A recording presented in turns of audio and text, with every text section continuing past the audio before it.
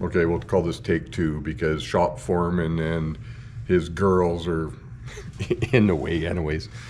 So this is going to be an update on the fuel filler. So the driver's side, rear tail light, access to get rid of the fuel door on the side of the van. So now we've kind of opted this way. It's just because we've got actually factory, like the pickup trim for this, we don't want to be trying to cut that trim to go around that fuel filler door on the side of the panel, right? So we've opted to eliminate the fuel door and to move forward with another option. So as you can see, I've got the outside flange, which basically where we've cut the recess for the tail light, got rid of this, the little set screws or the little inserts, nutserts that were in the original design where the hole is for the back of the light. Anyways, we're just trying different things. So this is the first prototype, and as you can see in this picture, that is the original fuel filler that actually come out of where the fuel filler door is. Did change it. We already had it all fit on the chassis where the fuel tank is mounted. But like I say, we've changed our minds, and because we were able to get that factory trim, remanufactured trim, I guess, it's and we don't want to cut it up. So that's kind of where we've been going with this. And then with that being said, you know, we've made this small enough that we've left a gap on the side so that we can tentatively use a industrial drawer slide. So as you can see in this picture, I'm holding it. So that's the face of that flange is all against what we had left in this.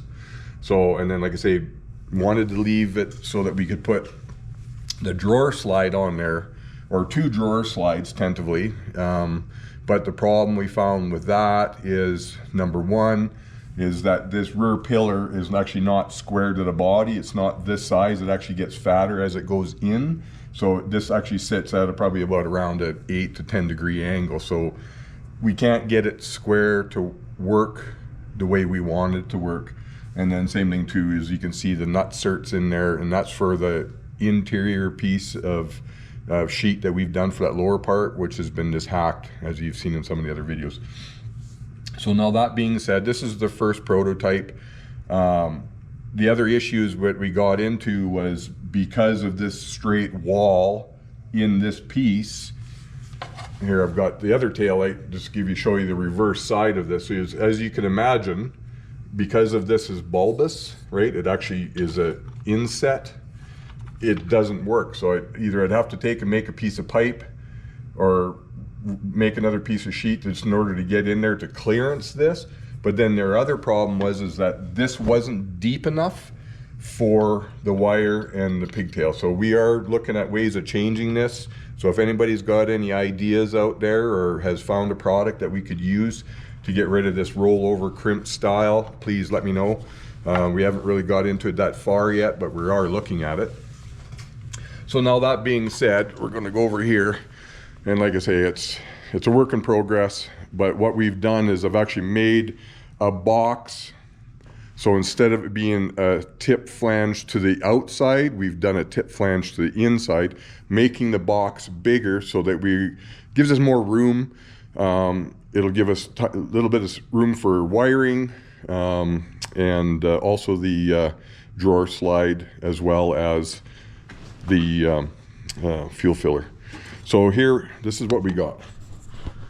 So now that being said, so this all mounts in there. It looks really good. I put a strengthener in here, and as you can see, this is the angle. I don't know if you can see it that way, but you can see how the angle is on the way that pillar is, because this basically goes flush almost against the pillar other than the room for the nuts. Here, I'll just set this up here. So now you can see this. So I've left this loose in order, because we have been checking the angles and stuff like that. But this, like it just slips right in, closes right up.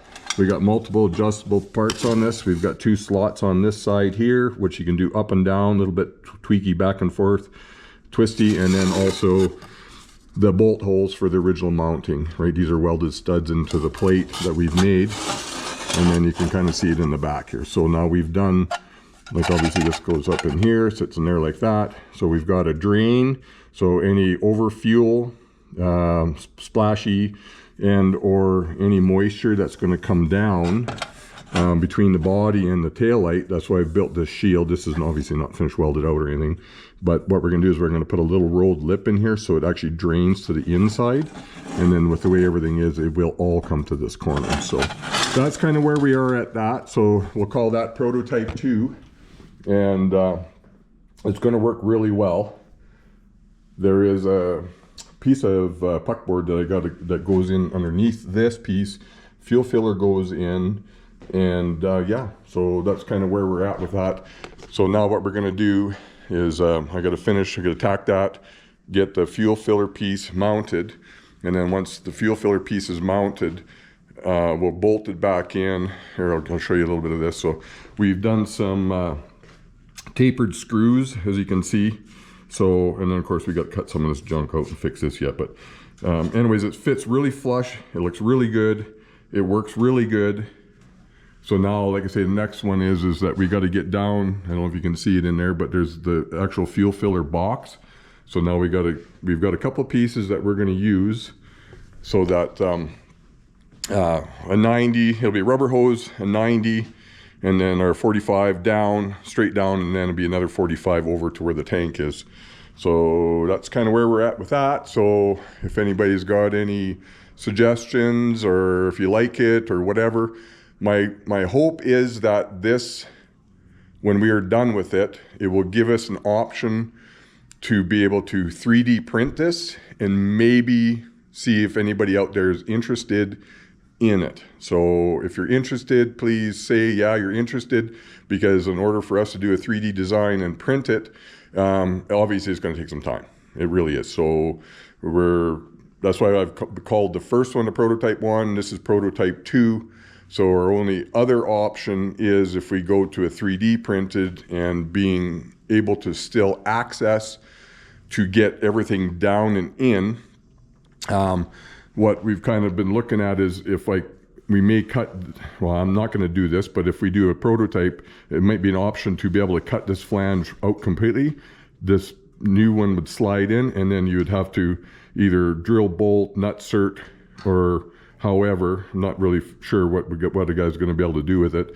And so it would just slip in as one piece. So all you'd have to do is cut this out, slip in. It would have all the drains and seals and stuff like that. So anyways, that's kind of what we're thinking about. So like I say, if you like it and you think you're interested, or share it with somebody that you know that maybe's got some stuff, then hopefully we'll try it. So yeah, I'm hoping you guys like it. Like, share, subscribe, comment, stuff. And yeah, so yeah, hopefully you guys like it. Cheers.